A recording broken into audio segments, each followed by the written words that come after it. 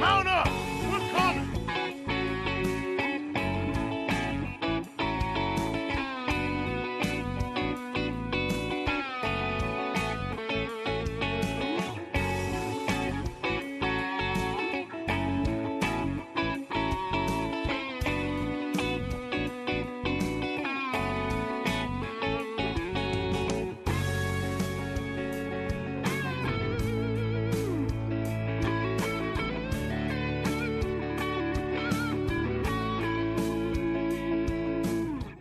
Hey everybody, welcome to an emergency episode of Purple Insider. Matthew Coller here, the show of course presented by FanDuel, and here's the news, my friends.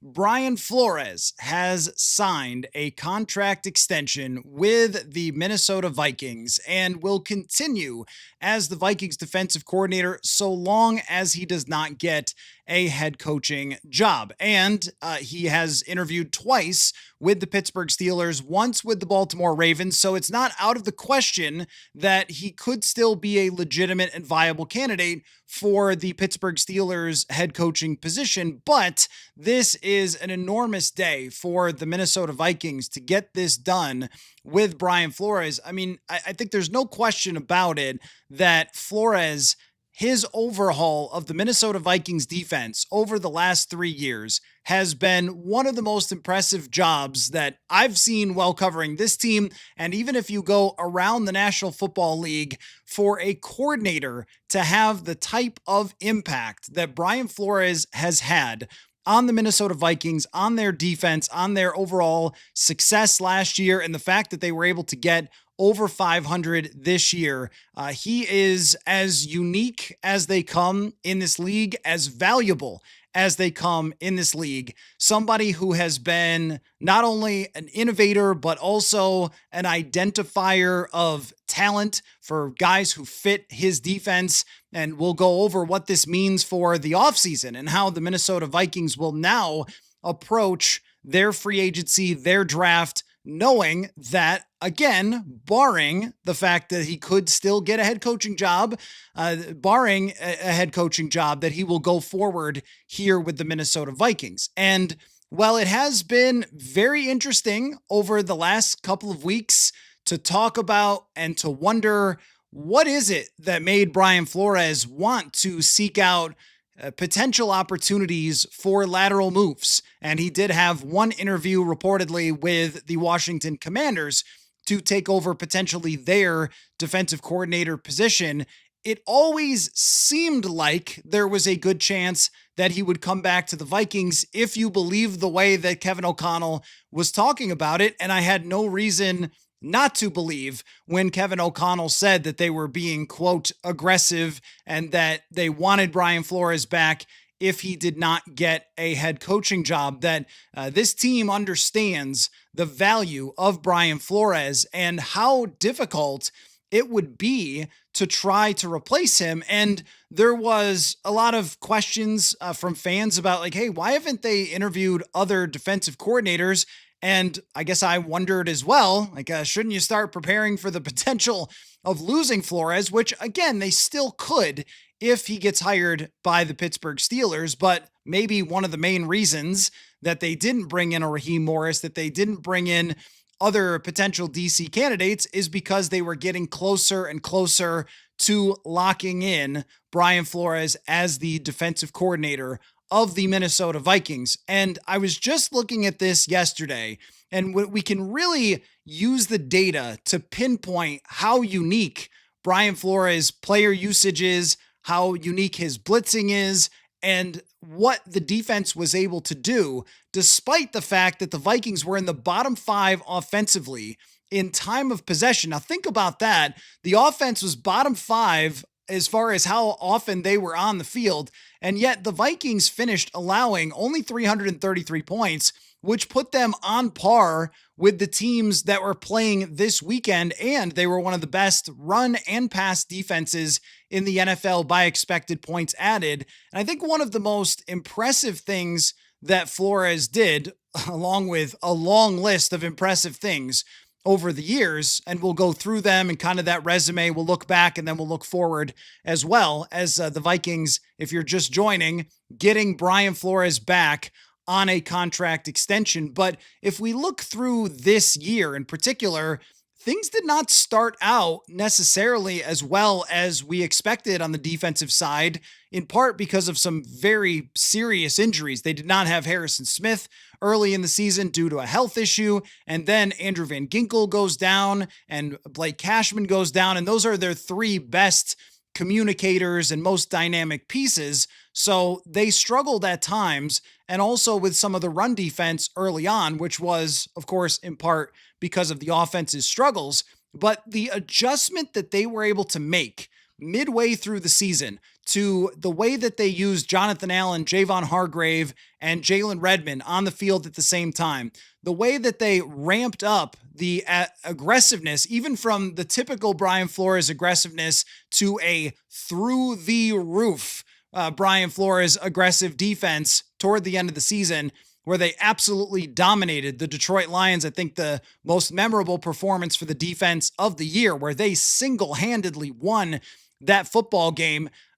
You could see the adjustments and the adaptations along the way to fix some of the problems that had ailed them early in the season. And I think if there is one way to really define Brian Flores, it is adjustments, adaptations, always changing, and forming a scheme that can adjust and can adapt in ways that we don't always see other defenses be able to do. So if we go back to the beginning of the Flores era in Minnesota, 2023, think about where they were when Brian Flores took over. Like, think about what the roster looked like in 2022. Think about what the numbers looked like. They were a bottom 5 defense across the board. The only thing that bailed them out was kind of like the Chicago Bears this year. They got a ton of interceptions that season in 2022, but otherwise across the board were one of the worst defenses in the NFL. They needed an overhaul of personnel. They were expensive. They were old. And in the first year, we saw very quickly, about midway through the season, that it started to make an impact, and they started to be able to hang in games despite the fact that by the roster, they were not really anywhere close yet to being an elite defense. And then after one offseason that Flores was here into 2024, that's where you start to see him truly shaping this defense. And one of the things that I've been so impressed by with Brian Flores, and this is a guy who was a scout going back to the very beginning of his career, is that he really seems like he has a next level ability to evaluate players. And I think that goes back to, well, he played the game as well in college, but it really helps to have that background in learning scouting, because you think, well, all coaches are really good at evaluation and figuring out fit. But I actually don't think that that's the case across the NFL. I think it is a cheat code that the Vikings have, that this defensive coordinator understands how to evaluate pro NFL players and how to figure out which guys will fit the best within his system. That does not mean that they were perfect in doing this. It doesn't mean that every single move that they'll ever make is going to be flawless, but it does suggest that you have an edge. You have an advantage of being able to identify the players that fit the best. And in 2024, in that offseason, getting Andrew Van Ginkel, Blake Cashman, and Jonathan Grenard here was a complete massive change. And he had his hands in all of those moves.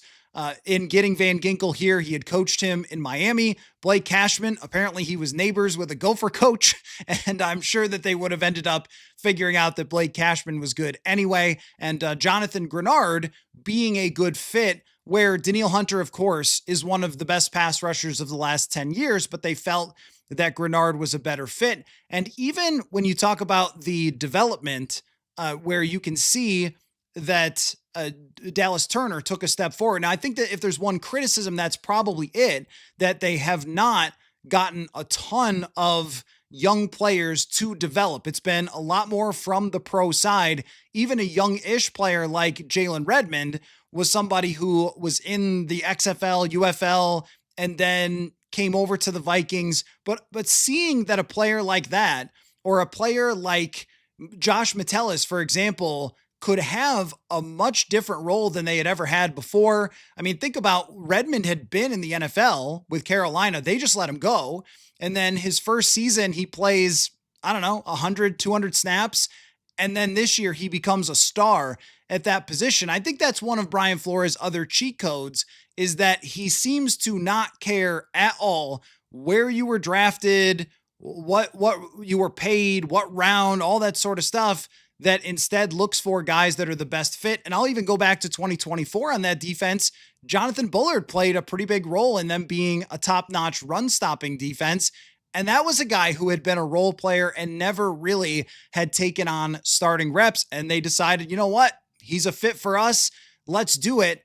Metellus is another one of his huge success stories that I think we need to see next year, kind of where they go with all of that and what this means for Harrison Smith. Now we can get into that. So let's stay on the road of why Brian Flores coming back is so significant. Then we'll get into what it means going in the future, because I see a lot of you in the chat talking about, like, does this mean Harrison Smith's coming back? Like, we'll get into that.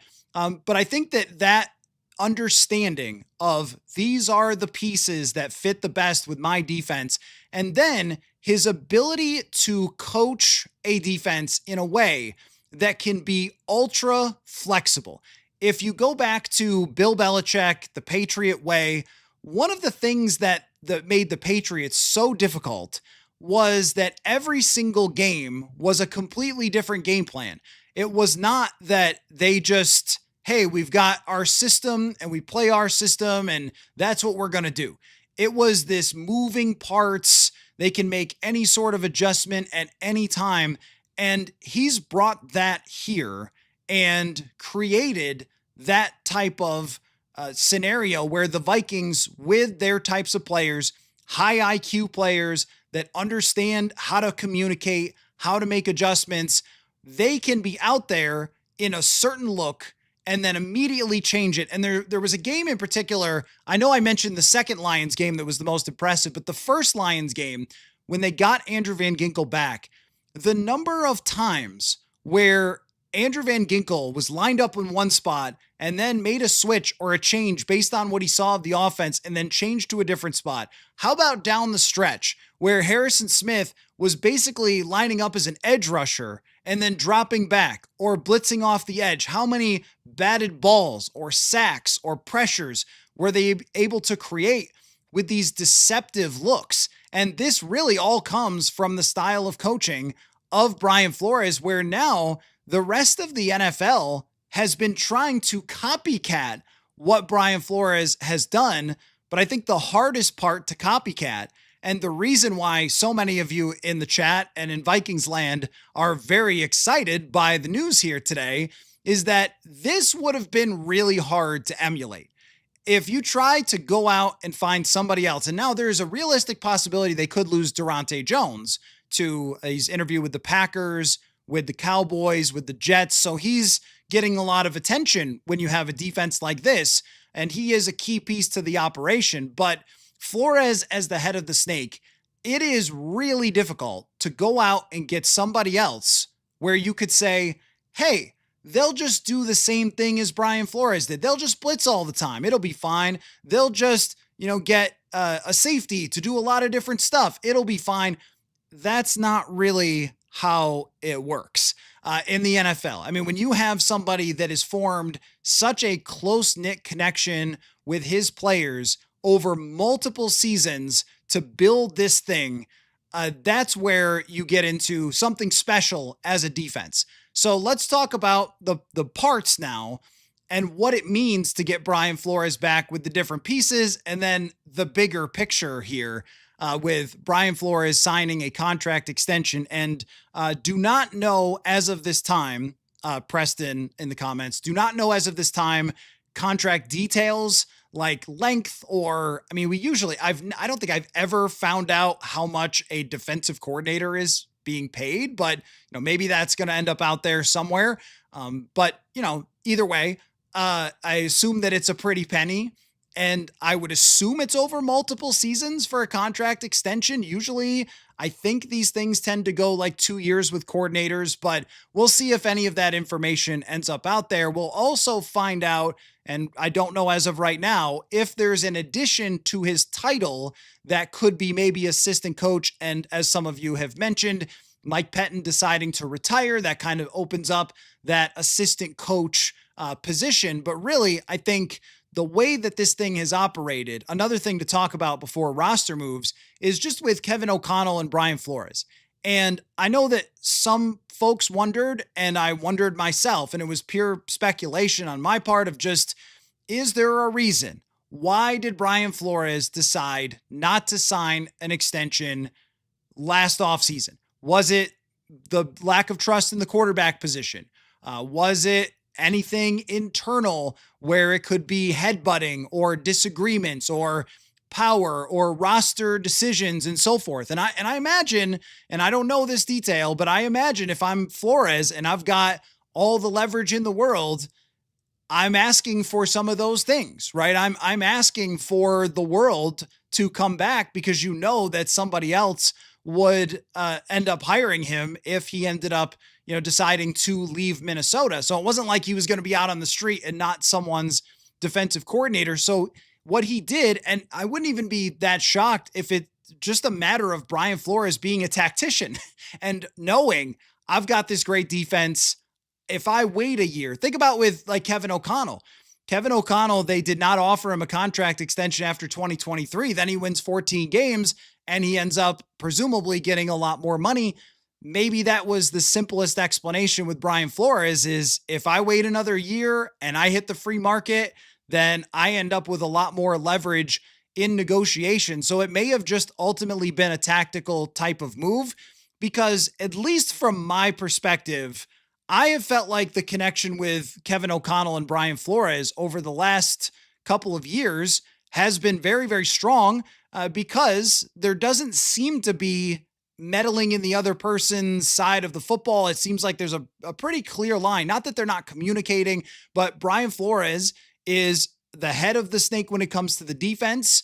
And I think that KOC, as the head man, communicates on those things, communicates on game plans, and gives feedback on game plans and tells Brian Flores what he sees in the opposing offense and things like that. But I mean, this is Flores' defense, and he's been able to run it the way that he wants to run it. And I feel like that's a perfect situation for him, as he's been talked about by Ryan Fitzpatrick as, well, he was a dictator in Miami, which head coach is so much different than, especially someone's first time doing it, than defensive coordinator, but he can have total command of his side of the football in Minnesota. And I wouldn't be surprised now if he has final say on the roster as well, if he didn't already have it. But if he didn't, then he probably does.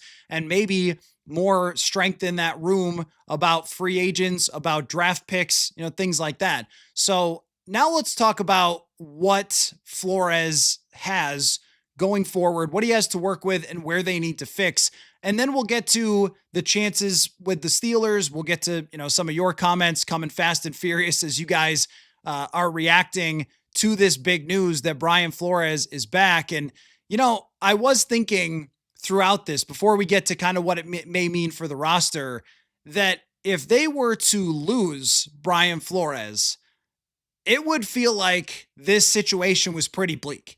And when I was talking the other day on the show about where things stand right now and how do they get to the top of the NFC North by next year, very clearly they have to have way better quarterback play. It cannot be like it was this year. But if Brian Flores had left, I'm not sure what answer I would really have other than, I guess the next guy needs to perform as well as Brian Flores did, but he sets a floor of the Minnesota Vikings defense that is very, very high. I mean, this year didn't even start out the best, and they still finished as a top 5 defense. They still finished as a Super Bowl caliber defense. And we go back even to 2023, where they were middle of the league, just trying to tape and glue a roster together. I mean, you recall the Marcus Davenport debacle, and the secondary was really not solidified yet. The linebacker position was still up in question, and they were bringing in Anthony Barr. Remember that?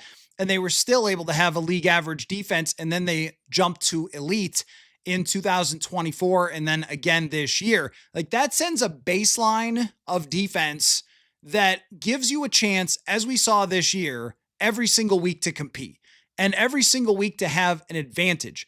And when I look at the data, there's something that really stands out to me. Well, one, a lot of times with an aggressive defense, it'll get solved, right? And we did discuss that a little bit. Like, hey, did, Ben Johnson figure it out and so forth? Did the Rams figure it out? Or, maybe those are just good teams with good quarterbacks and good talent. And it turned out that, the Lions, it was really about a good offensive line and a good center that helped solve the Vikings defense. But we're 3 years into this and no one has really solved it. And normally you'd see regression and ups and downs in defense. We have just not seen that with Brian Flores. So if you can get to 9 wins, and even if you throw out the last game and call it a 500 record, which is probably more fair, if you call it a 500 record for this season, and you get there with some of the worst offense and some of the worst quarterback play in the entire NFL, and you get to that point, I mean, that really says a lot about how good your defense was on a weekly basis. And I mean, you could say that their performance against the top offense in the Dallas Cowboys was incredibly impressive with their third downs and their blitz packages. They shut out the Washington Commanders. Yes, it was a good offensive game that day, but I mean, they just completely ran Jaden Daniels out of the building. They actually had a pretty hard opposing quarterback schedule. They faced Caleb Williams twice, Jared Goff twice, Jordan Love once, and then let's see, you had, Aaron Rodgers, is just okay, but I think, the rest, Justin Herbert, Justin Fields, those guys definitely had their moments against the Vikings. But overall, it was a good quarterback schedule that they were going against, and they were still able to put up numbers like this.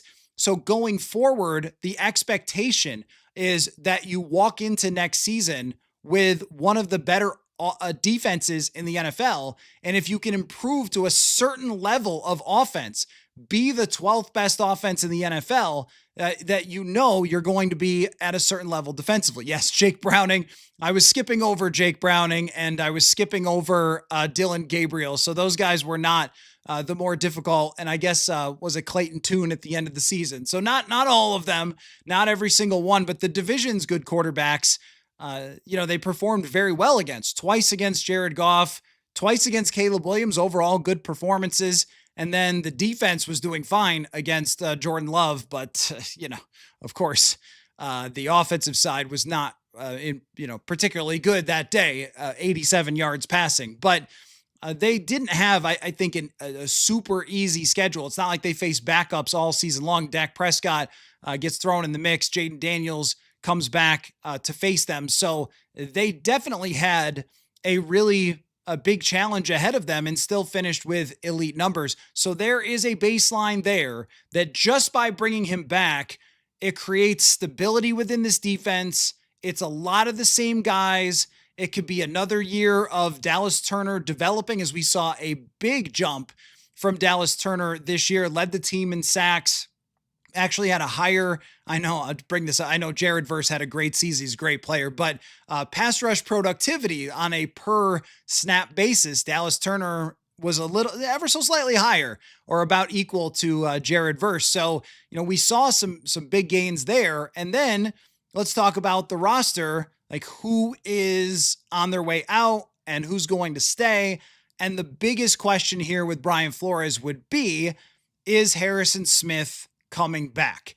Now, the way that it looked at the end with Harrison Smith, how emotional he was in the locker room, putting him up on the big board and letting the fans celebrate him, his former teammates, Anthony Barr, Andrew Sendejo, Anthony Harris, those guys coming back and celebrating him at US Bank Stadium.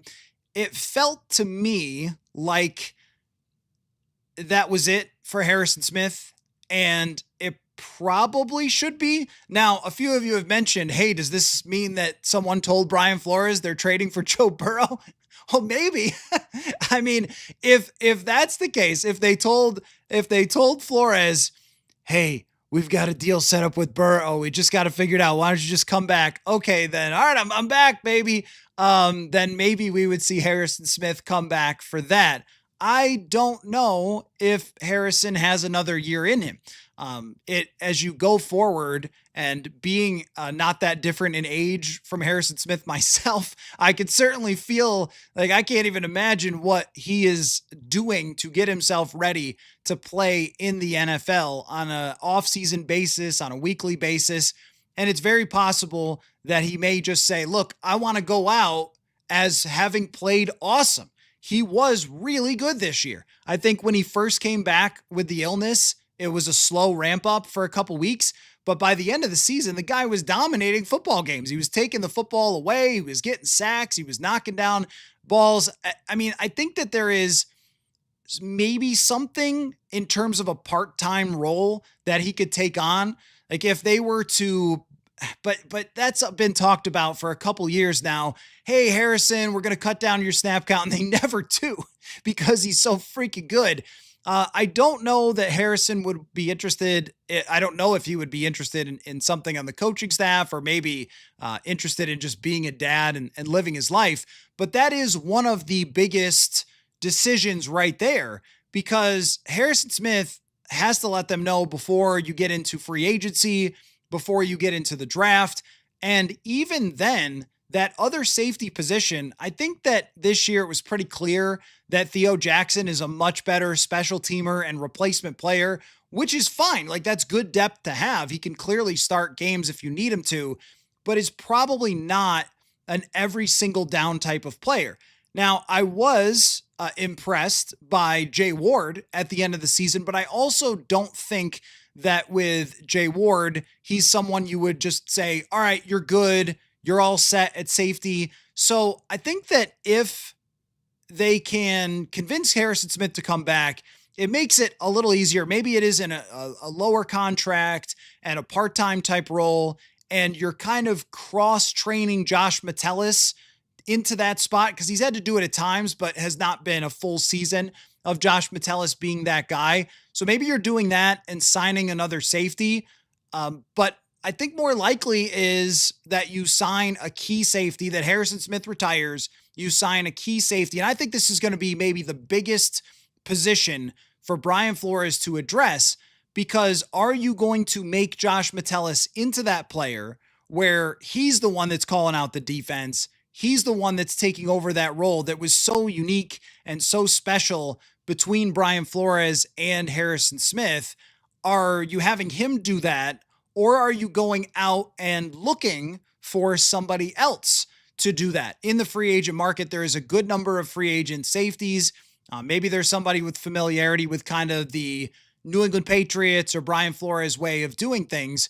But that is one of the biggest now questions on the roster on the defensive side, is who is going to be his like eyes and ears out there? Because to me, this is the thing that is so special about the Minnesota Vikings defense under Brian Flores, is I don't know too many other teams who have a defensive play caller that calls in the play, but it's like, that's your starting point. Okay, if you like the play, stick with it. If you don't, change it and check with everybody, switch the coverages, switch the pressures, kind of do whatever you see fit out there.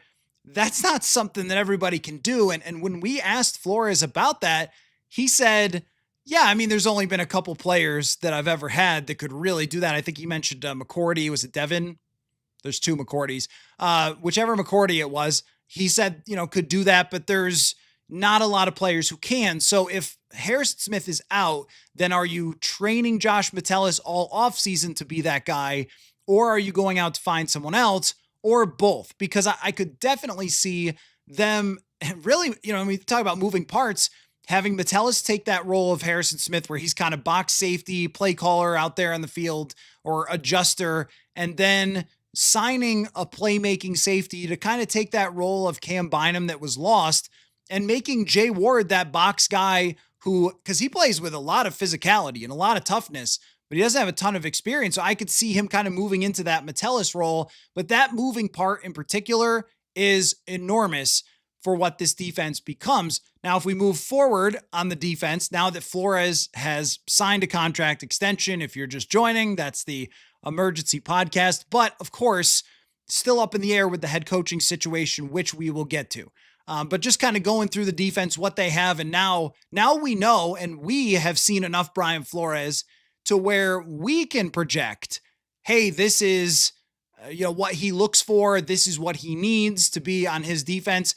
I think that the guy who should maybe have the biggest smile on his face is Eric Wilson, because Eric Wilson last year went from a guy who played about 600 snaps as a backup with the Packers and had really not been a starter since his 1 year of starting with the Minnesota Vikings. So he was kind of, a special teams role, veteran, the good guy to have on your football team.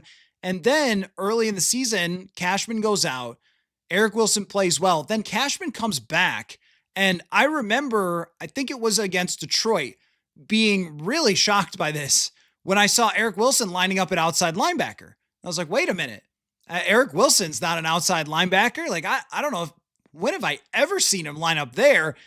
And of course it worked.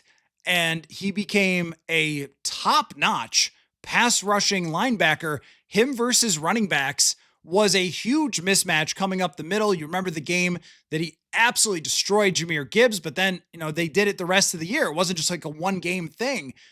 I think Wilson is a unique guy because he's really not that big, but he is very, very quick and he's very, very strong.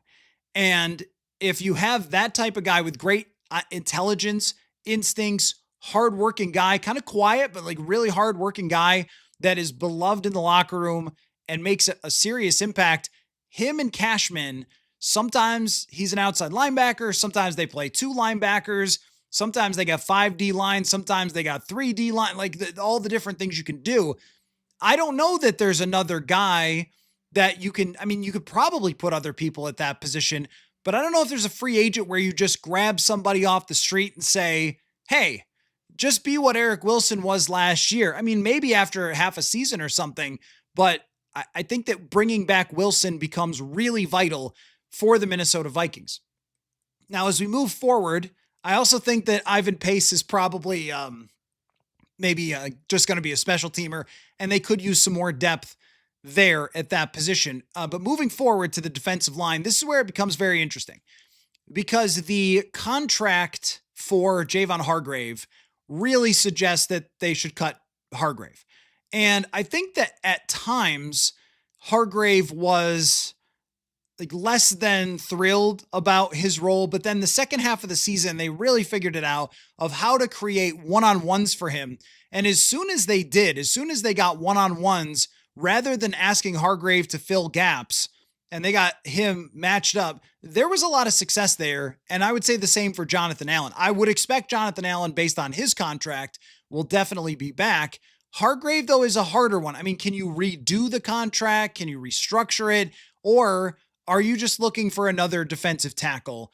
I really like what happened with Levi Drake Rodriguez, which is another development story that, we don't talk a lot about, but that's a 7th round draft pick who played a lot of snaps for them. But I think a penetrating defensive tackle, somebody who can get in the backfield, somebody who can win those one-on-ones is really important. That could be in the draft. I also didn't talk about the corners. I'll get to the corners too. That could be in the draft that they look for a defensive tackle. It could be kind of a part-time.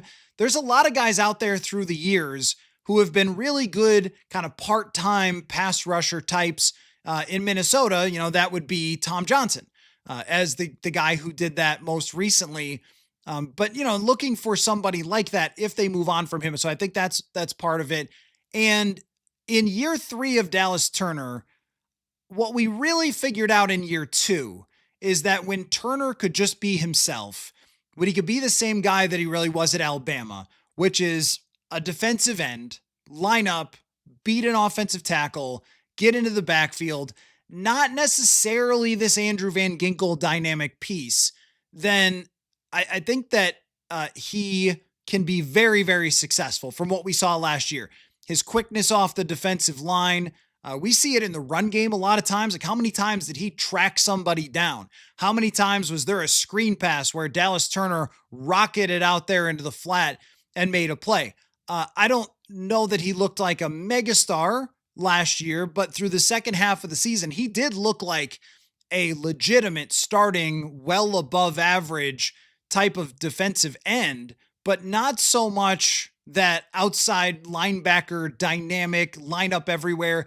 And if you've ever seen Dallas Turner run, move around, the fluidity, he can catch a football, like, you can understand why they would do that. That was part of the reason I think they drafted him, was sort of seeing that Andrew Van Ginkel type.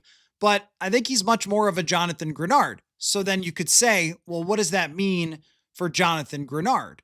For me, what that means for Jonathan Grenard is that there's a rotation here, and they shouldn't have to ask Grenard or Van Ginkel to play 1,000 snaps. That's number one.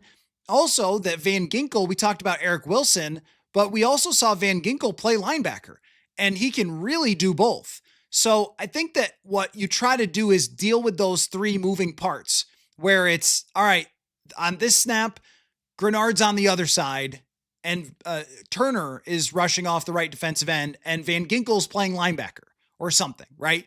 And then on the next snap, he's on the other side, and Grenard's back to the right defensive end, or, maybe just Dallas Turner's not on the field, but you're looking for maybe 600 to 700 snaps.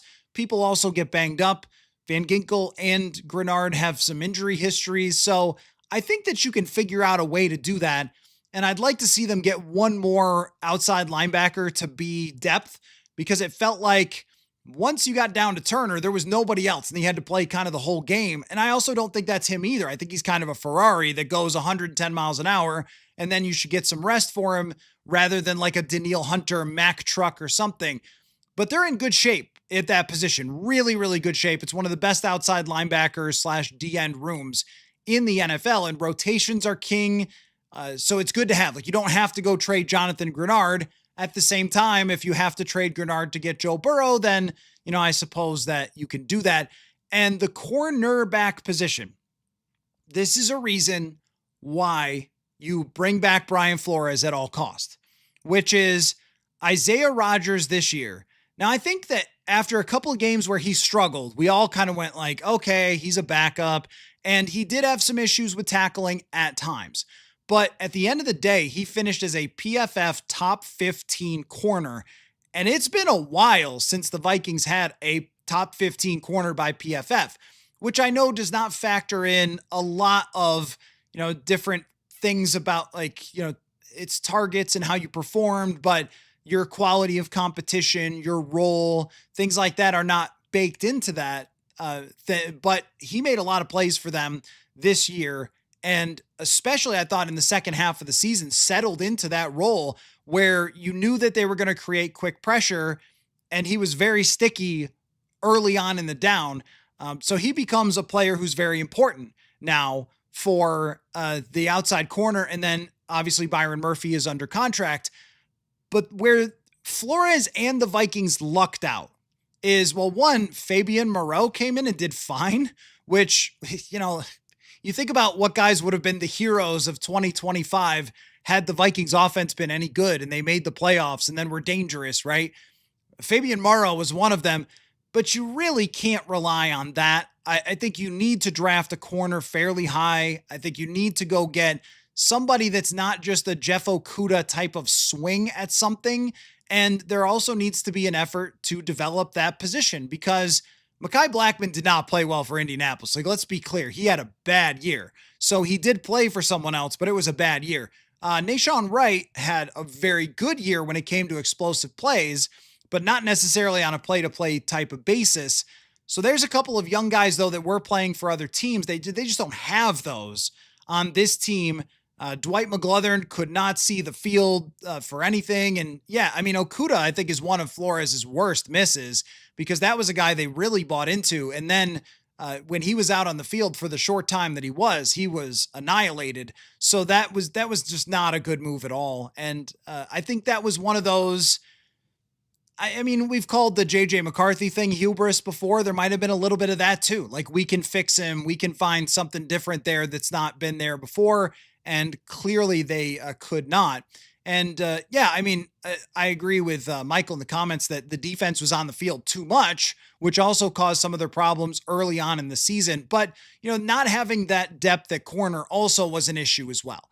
And having Jay Ward sort of emerge as a big nickel type of player, that was helpful for them late in the season. Having Moreau play fine, that was helpful late in the season. But you need more options. You need a couple of depth type players at a corner. You need, I think, to draft somebody, whether it's like middle round, if it's not drafting to try to find a top corner, which I would be okay with. Center is important. Running back is important, what they do there. Defensive tackle is a position you draft high, but I think drafting a corner in the first round is not out of the question at all, because you'd be talking about Rodgers, who's going to be on a contract year. He only signed a 2-year contract. Maybe you're developing the guy for the first year. We know that Flores believes in slower development with top picks.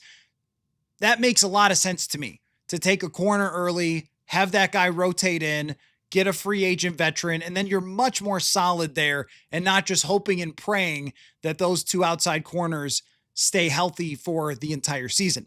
The one other thing is that Brian Flores' contract extension, which is really big, does go along with, and let me know if I forgot anything along the roster to talk about that could be impacted by Flores, but defensive tackle in free agency, linebacker depth, safety to me is the most important, and then cornerback depth is very important as well. But I want to talk about a couple more things, one being the Steelers and that possibility, and then kind of the true big picture of Flores coming back, which, if you're just joining, is unequivocally great for the Vikings organization, because wow, did you guys need some good news, right? I mean, it just felt like with him looking around, is this really going to happen? And I know that a lot of you asked, like, what would it say if he left? And I think what it would say if he left was that either they didn't want to give him the money, which would be very surprising with the Wilf ownership, because they usually make sure that if they want somebody to stay, they do. And hey, by the way, just want to toss that out there, on a day where the Buffalo Bills owner melted down in front of the media and made that into a whole clown show, and fired a head coach because he didn't like the locker room vibe or something. Like, this is why when we talk about the Wilfs, I always try to remind everybody, like, you got the top-notch ownership. You really do. It doesn't get much better than this. You can maybe say, hey, they missed on this timeline or something like that. But I think you have as good of an ownership as you're going to find in the entire National Football League. And one thing is that they're not insane, right? And they also, with this, they didn't play some sort of like stick measuring contest with Flores, like, oh, we're not going to let you dictate whatever. Like, let's do everything we can to get this great defensive coordinator back and continue on the path that won 14 games last year, still finished with a positive record, still finished with an elite defense, and so forth. And yes, Paul, I am shockingly aware that they have not won a championship. I do know that. But I think that doesn't, like, the Bills having really bad ownership with Josh Allen also maybe tell you that the quarterback has something to do with it. Thank you so much, Antonio, for the super chat. And somebody else had one too, but I wasn't looking. Hold on, I'm going to find it and thank that person before we move on. Where was it? Okay, there it was. Let's see. Oh, Hogarth the Ogre. Thank you so much for that. And Hogarth reminds me that it is dependent on him not landing a head coaching gig. That's what I'm going to get to. Is what are the chances that Brian Flores does still get a head coaching job with the Pittsburgh Steelers? I don't see it as being that possible that he's going to get the job with the Ravens. They're interviewing a ton of people. And I think what they're looking for is somebody who can be Lamar Jackson's guy. Like, they are not going to let go of Lamar Jackson. He is their franchise player until the wheels come off. He's one of the best quarterbacks in NFL history. They are not letting that guy walk out of the building. But it seems like what happened in Baltimore was that they lost the communication with him and Harbaugh. And maybe Harbaugh sided with Todd Monken, and maybe Lamar wasn't super thrilled with that offense or the play calling or something, whatever it was. And that's what ended up him being out. So it'd be very surprising if they decided to go with Brian Flores, a defensive head coach, and then he would have to hire an offensive coordinator. You might end up losing. And then you kind of got the same thing going on. I think they want an HC that is connected at the hip with Lamar Jackson. Pittsburgh, though, does make a ton of sense for Brian Flores. And they are interviewing a lot of different candidates there as well. And I think it was Shula from the Rams interviewing there maybe recently. I think one of you mentioned that. So they've interviewed a lot of different candidates there. But he did get a second interview. And there are some reporters there that have been there a long time that are dialed in with the ownership that are saying that he is a very serious candidate. So this celebratory day for you with Brian Flores coming back could change very quickly if he ends up going to the Pittsburgh Steelers. And I agree with you, scamping around, that the Steelers situation overall is not that great when you look at the roster, when you look at the quarterback situation. It's completely empty at quarterback. I mean, is that going to be Kirk or something? I actually think that might happen with Kirk in Pittsburgh. Kind of makes a lot of sense. But if you're Flores and you fought so hard, like he was deserving of head coaching jobs for all of the last 3 seasons, and you fight so hard to get back to a position where someone's going to hire you as the HC, then you're going to take it, regardless of whether you've got the quarterback. Hey, he won a lot of games, with Fitzpatrick and Tua in Miami, and, they've won a lot of games with defense in Minnesota. As has been pointed out by some people, the difference between the offense and defense, and how, often during KOC's time here, they've had great defensive performances drive their success. So if you're him, I mean, you're definitely taking that job. It's a legendary franchise. It's still an ownership group that is, I think, highly respected around the NFL. It's a great city. I mean, you're taking that. And you're going to figure out the quarterback situation, get that team back to being competitive if you're Brian Flores. And I think that there is a very, very real chance that it happens with him getting that job. And then they could be looking to Durante Jones. If he's still available, he would be the next guy up. So this could all go poof, pretty quickly if he gets that job.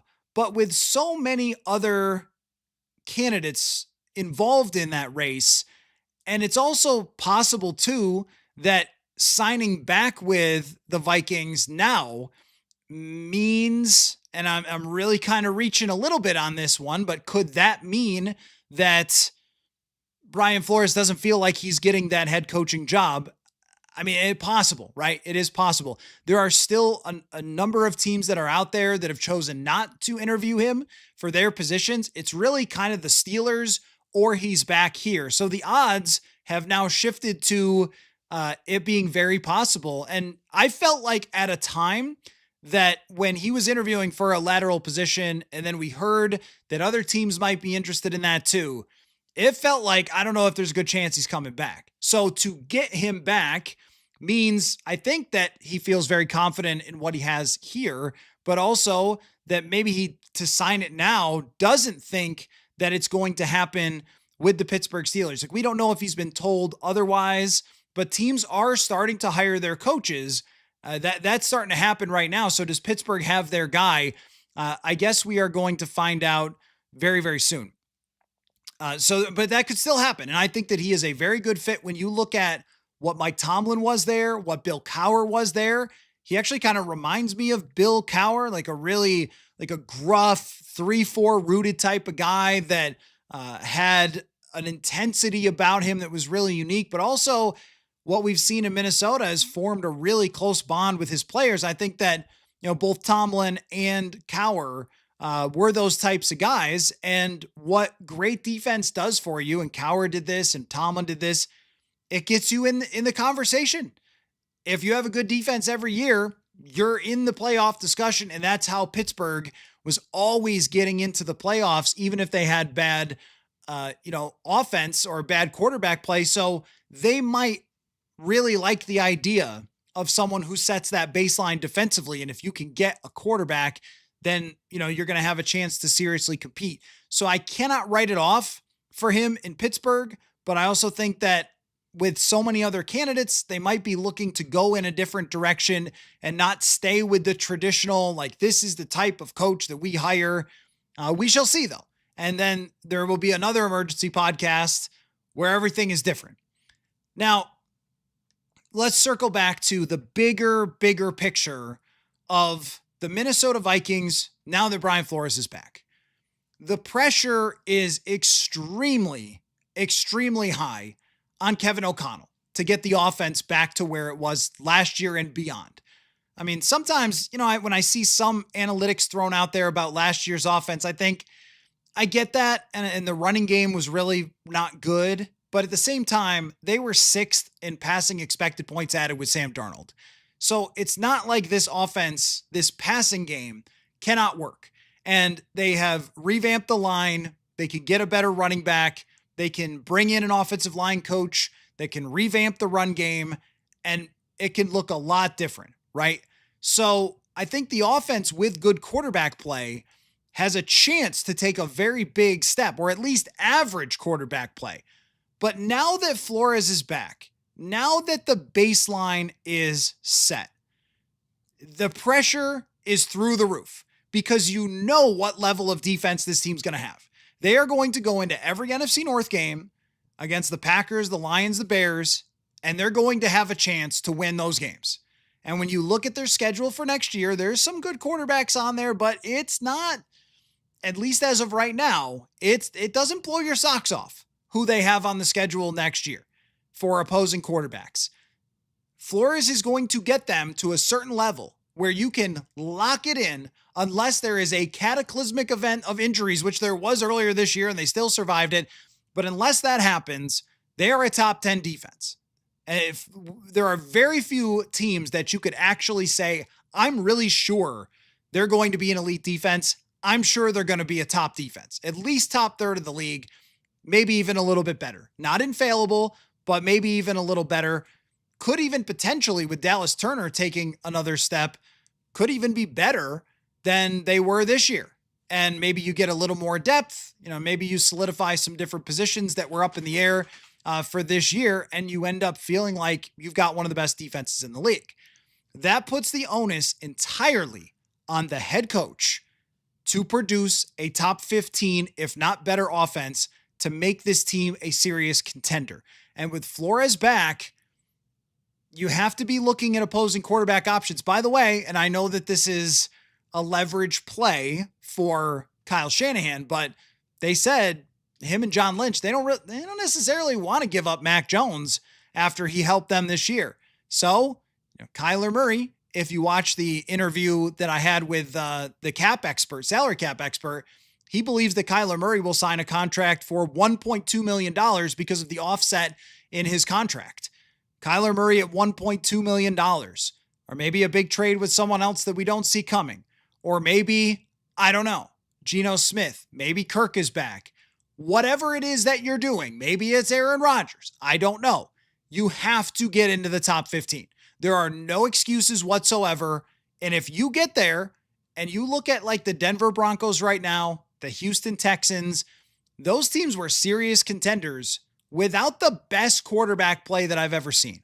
And I think if you look around the NFL and you look into what we've seen this year, defense really took back some of the power. Now, the 2 MVP quarterbacks are still in, so there's that. But I think defense took back some of the power this year, and you know that that's going to get you into the race with the defense you have. So it's all on KOC. Like, this is one of those all comes down to this. I watched on the plane the other day, coming home from visiting my in-laws, I watched the movie F1, which was pretty entertaining for a plane movie. But what I love about all sports, movies, dramas, is there's always it all comes down to this. This is the last race of the year, and if they win, everybody keeps their jobs, and if they lose, everybody's fired kind of thing. It's what we love about sports. When there's an overtime, next score wins, or at least it used to be. Here it comes down to this drive, this moment.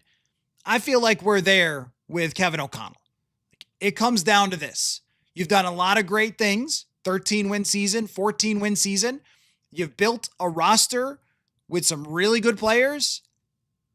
And now find the quarterback or get the next step out of the quarterback and make it happen.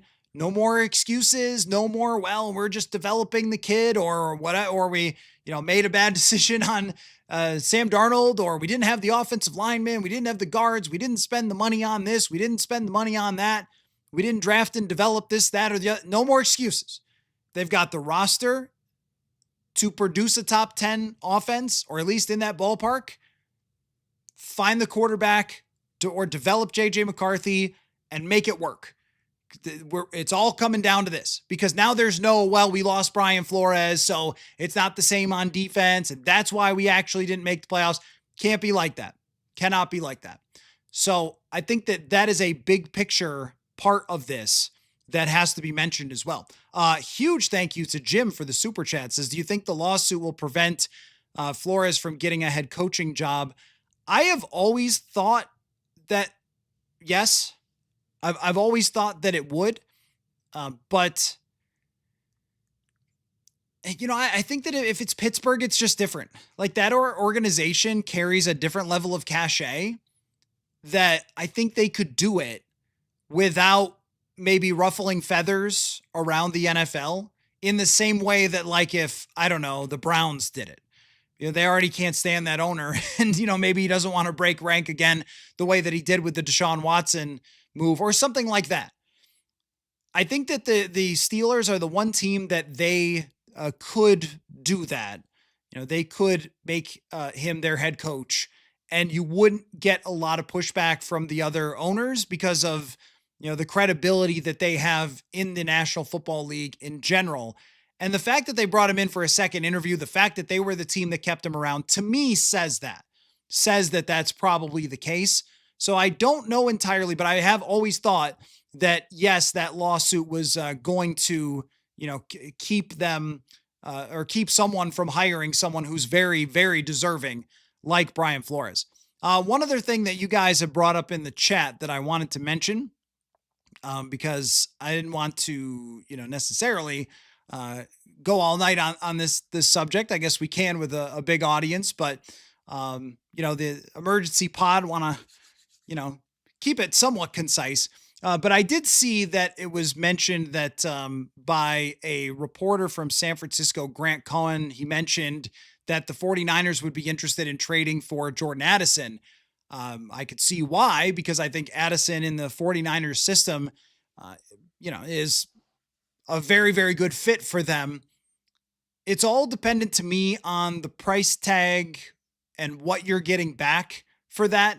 Because if you're trading him for a 3rd round draft pick, that means you're really worried about what just happened and you're really done with him if he's traded for something like a 3rd round draft pick. But I think right now that's not the move to make.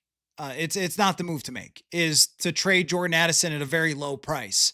I think that with Flores coming back, you probably want to run back as much as you have and try to add to it, and not lop off a major piece unless he has more problems this offseason. I don't know. Then maybe you want to move on, or maybe the ownership is tired of Jordan Addison making their franchise look bad by being in the headlines. I don't really know, but that, I think, does, at least being out there, maybe indicate that teams are calling and asking if Jordan Addison is available.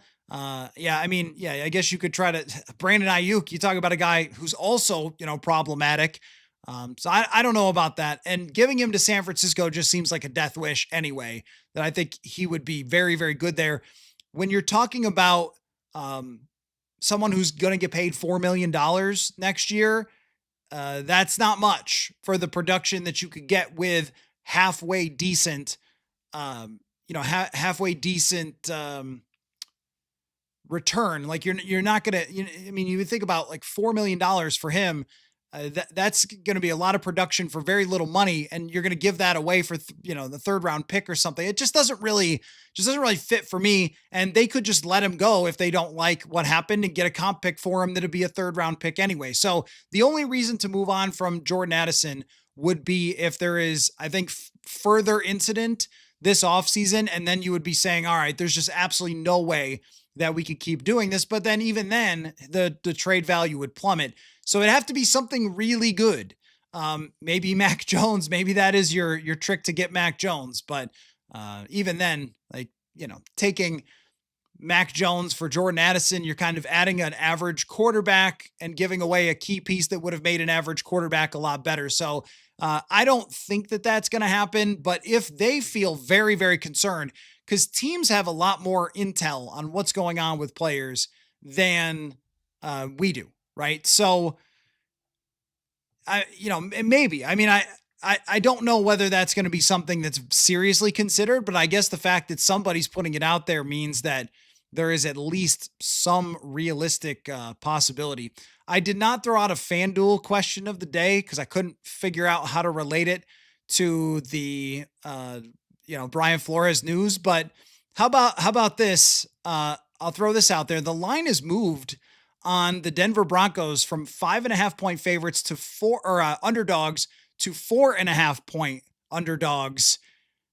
Do you think that Denver has a chance this weekend? Would be with Jarrett Stidham as their quarterback. That's the FanDuel question of the day, as the line seems to be moving a little bit more toward Denver as we go down the stretch before this game. So I'll probably just sort of call it here with the show and just have this as a nice little emergency podcast that was focused on Brian Flores. And then I'm thinking, tomorrow we can get in and do, a live chat and things like that and really dive into some of this stuff. But as far as reactions go, bottom line, this is a very, very big day for the Minnesota Vikings. It puts a lot of pressure on Kevin O'Connell. Not that there wasn't before, but it gives them a legitimate chance to compete next year.